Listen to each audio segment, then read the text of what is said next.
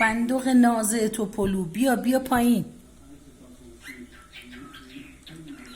بیا، نمیخواد اون بالا ریاست بازی برای من در بیاری. بیا پایین. باشه.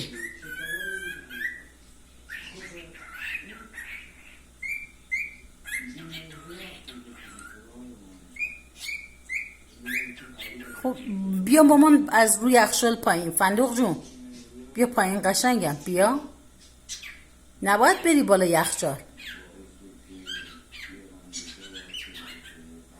خب مگه خودت الان نمیگی فندق بیا دیگه.